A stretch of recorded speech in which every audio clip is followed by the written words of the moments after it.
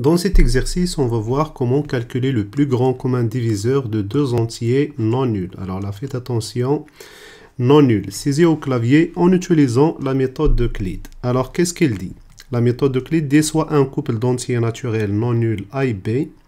Si des entiers naturels Q et R avec R est différent de 0 sont tels que A est égal à B fois Q long plus R. Autrement dit, la division de A sur B est égale à Q long et le reste R. D'accord? Alors, le plus grand commun diviseur de A et B, c'est aussi le plus grand commun diviseur de B et R. D'accord? Le plus grand commun diviseur de A et B, c'est le plus grand commun diviseur de B et R. Alors, voici un exemple. Supposons que A est égal à 160 et que B est égal à 90. D'accord? Alors, on commence par trouver le Q et R. Autrement dit, on va diviser le A sur B de cette manière. Donc, 160 divisé par 90 est égal à combien? Est égal à 1 et le reste est égal à 70. D'accord? Le plus grand commun diviseur de 160 et 90, c'est le plus grand commun diviseur de 90 selon ce théorème de 90 et 70. Autrement dit, on va prendre le 90 à la place du numérateur. D'accord? Alors ça c'est le A, ça c'est le B, ça c'est le Q long et ça c'est le R. Maintenant on va permuter. Le 90 ça va être le A, c'est-à-dire que A reçoit B, d'accord? Et le B, ça va être quoi? Ça va être le R. D'accord? Donc 90 divisé par B reçoit R, 70. Alors 90 divisé par 70 est égal à toujours 1 et le reste est égal à 20. Pareil encore. Le plus grand commun diviseur de 90 et 70, c'est le plus grand commun diviseur de 70 et le reste qui est 20. Alors, ici, le quotient est égal à 3 et le reste est égal à 10. Encore une fois, le plus grand commun diviseur de 70 et 20, c'est le plus grand commun diviseur de 20 et 10. Donc, on va diviser 20 divisé par 10 est égal à, alors dans ce cas est égal à 2 et le reste est égal à 0.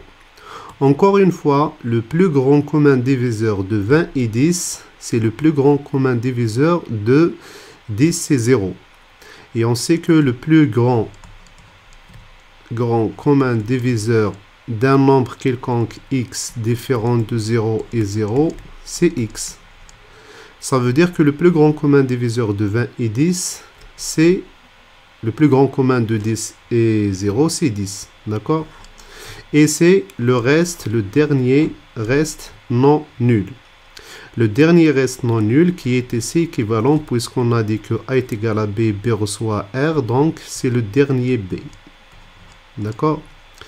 Donc ici, remarquez qu'on a une boucle, une répétition. À chaque fois, on affecte à A le B, on affecte à B le R. Et qu'est-ce qu'on fait aussi? Dans le R, on met le reste de la division de A et B. C'est-à-dire en langage C, on a un opérateur pourcentage qui s'appelle modulo. D'accord? Donc voilà. A modulo B, c'est-à-dire le reste de la division de A sur B, on le met dans R. Donc, on va essayer d'écrire donc le code au langage C ici. Donc, au début, qu'est-ce qu'on fait? On met dans R le reste de la division de A et B. D'accord? Après, on fait un test et une boucle. While, tant que le reste est différent de 0, donc point d'exclamation est égal, c'est différent au langage C. Tant que R est différent de 0, tant qu'on n'est pas arrivé à ce résultat-là de R est égal à 0, qu'est-ce qu'on fait? On met dans A B et on met dans B R, B reçoit R, et on met dans R le reste de la division de A et B, donc A modulo B. Et à la fin, lorsqu'on tombe sur la condition pour arrêter la boucle R est égal à 0, donc dans ce cas, on va afficher le message suivant, printf, le plus grand commun diviseur est égal, donc pourcentage DC en entier, virgule. Donc le dernier reste non nul qui est là, c'est quoi? C'est le dernier B, d'accord? Voilà. Faites attention, c'est pas le R, parce qu'ici, donc, on aura dans la dernière itération R est égal à 0. Et donc, c'est pas le R qu'il faut mettre ici, mais c'est le B. C'est le dernier R non nul, c'est-à-dire le dernier B. Voilà. Alors, ceci dit, passons maintenant à Visual Studio Code pour exécuter ce code. Alors, j'aurai besoin, comme j'ai dit, pour cet exercice de 3 variables. Donc, un entier A non nul, d'accord, et un entier B non nul, et un entier R. Voilà, je vais maintenant demander à l'utilisateur de fournir le premier nombre. Alors, saisir le premier nombre entier non nul, deux points, voilà, point virgule à la fin. Je récupère ce qui est saisi, je vais le mettre dans la première variable A, donc pourcentage D pour le format, et je vais le mettre dans la variable A. Point virgule, je vais copier-coller pour gagner du temps ces deux instructions. Saisir le deuxième nombre entier non nul et je vais mettre ce qui est saisi par l'utilisateur dans la variable B. Maintenant, je vais commencer le traitement. Alors, dans le R, je vais mettre le reste de la division de A sur B. Donc, A modulo B, le pourcentage modulo. D'accord? Et je vais entrer dans la boucle tant que R est différent de 0. Donc, point d'exclamation égale 0. Voilà, j'ouvre les accolades. Tant que R est différent de 0, je vais mettre dans A, B. Je vais permuter A reçoit B et B reçoit le reste, le R. Et le R reçoit, alors égal, ça c'est la mise à jour des données dans la boucle while. R reçoit A modulo B. Et à la fin de la boucle, d'accord, je vais afficher printf le plus grand commun diviseur est 2 points pourcentage D.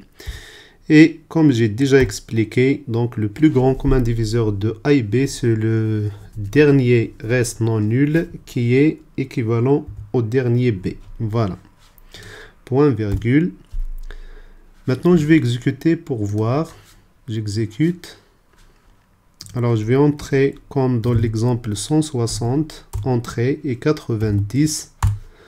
Voilà donc le plus grand commun diviseur est 10. Alors, jusqu'ici, on n'a pas forcé à l'utilisateur de fournir le A et B, deux entiers non nuls. Alors, qu'est-ce que je vais faire? Je vais utiliser deux boucles de while. Alors, do.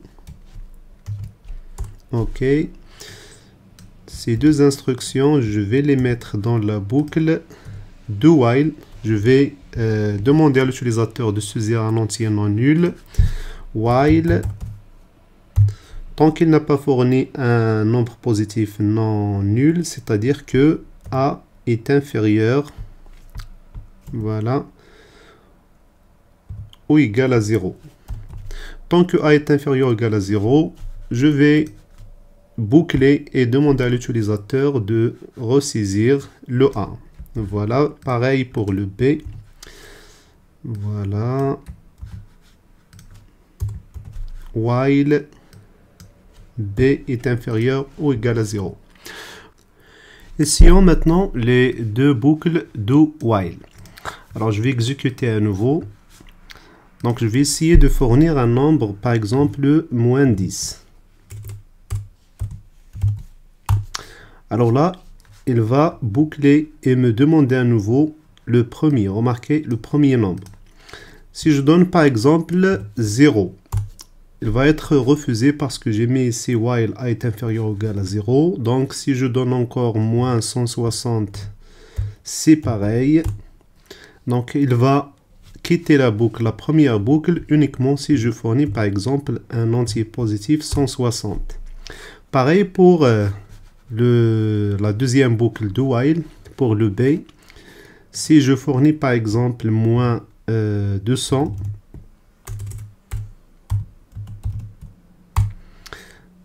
veuillez saisir le deuxième nombre. Alors si je fournis 0, pareil, moins 2 ou moins 3, pareil.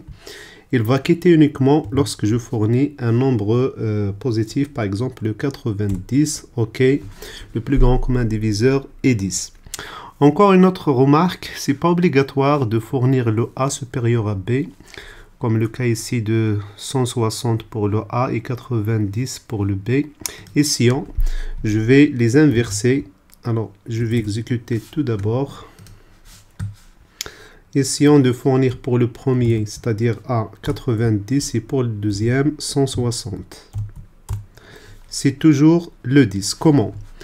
Alors ici, lorsque j'ai demandé à R de recevoir le reste de A sur B, donc normalement R, ça va, alors je vais mettre ça en commentaire, le R reçoit le reste de 90 divisé par 160.